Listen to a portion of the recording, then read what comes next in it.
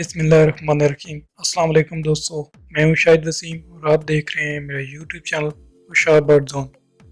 دوستو آج ہمارا ٹاپک ہے انڈوں سے بچے نکلنا اور جوان ہونے تک کا مرحلہ۔ انڈوں سے بچے نکلنے اور جوان ہونے تک کا مرحلہ پرندوں کے شائقین اور پرندوں کے لیے بہت ہی نازک مرحلہ ہوتا ہے۔ اس میں دیکھ بھال اور توجہ بڑھ جاتی ہے۔ پرندوں کے شوقین لوگوں کی سب سے خوشی والی بات برڈز کا بریڈ کرنا ہے، اور جب وہ باکس میں انڈے دیکھتے ہیں تو انتہائی خوشی اور بڑھتا ہوا شوق نظر آتا ہے، اور پھر اگلے دن ان کو گنتی کے دن لگتے ہیں اور وہ جلد باکس میں بچوں کی آواز سننا اور دیکھنا چاہتے ہیں۔ بریڈنگ سیزن میں ہر کوئی اپنے پرندوں کی زیادہ بریڈنگ کے لیے سوچ بچار کر رہا ہوتا ہے، اور ہر کوئی اپنے برڈز کو زیادہ بریڈ کے لیے تیار کرتا ہے۔ اس سلسلے میں مختلف خوراک، وٹامن اور ادویات کا استعمال بھی کیا جاتا ہے جو زیادہ تر نقصان دہ ہوتا ہے۔ جو باتیں میں اپنی ویڈیو میں بتانے جا رہا ہوں وہ ان مراحل کے لیے کارگر ثابت ہو سکتی ہیں۔ جب فیمیل ایک ایگ دے دے تو بار بار نہ دیکھیں، وقت پورا ہونے کا انتظار کر لیں۔ انڈوں کے دوران کسی قسم کی دوائی استعمال نہ کریں۔ جب فیمیل پہلا انڈا دے تو نیچرل خوراک کے علاوہ سب کچھ روک دیں۔ موسمی تبدیلی پر ہفتہ میں ایک بار اینٹی بائیوٹک ضرور دیں۔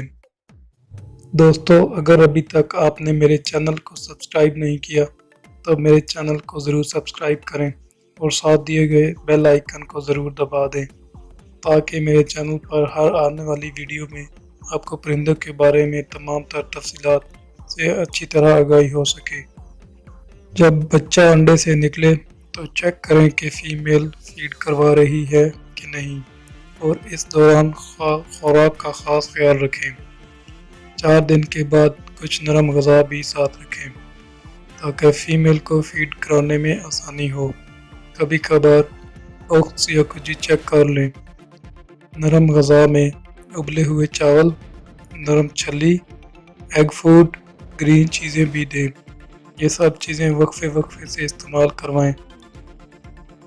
کچھ نئے شوقین حضرات کی یہ شکایت ہوتی ہے کہ ہمارے بچے نکل آئے ہیں لیکن وہ مٹکی یا باکس میں ہی کیوں مر جاتے ہیں۔ ان کو بچانے کے لیے ہم کیا اقدامات کر سکتے ہیں؟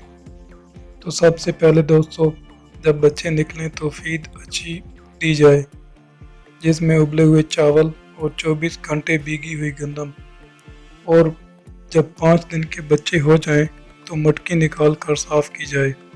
خاص خیال رکھا جائے صفائی کا، اس میں لکڑی کا بورا ڈالا جائے۔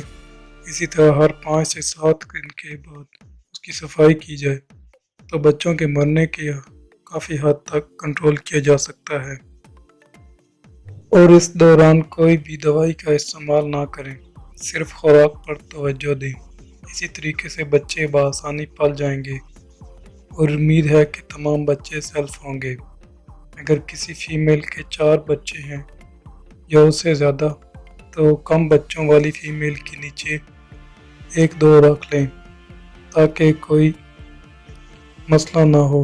اور یہ یاد رکھنا ہے کہ بچوں کی سائز دیکھ کر ان کو ایکسچینج کرنا ہے۔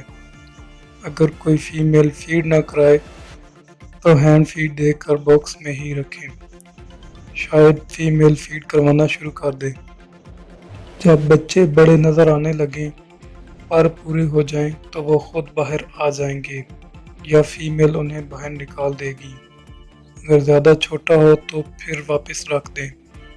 اگر اڑنے لگے تو پھر مسئلہ نہیں، وہ خود خوراک کھا لے گا۔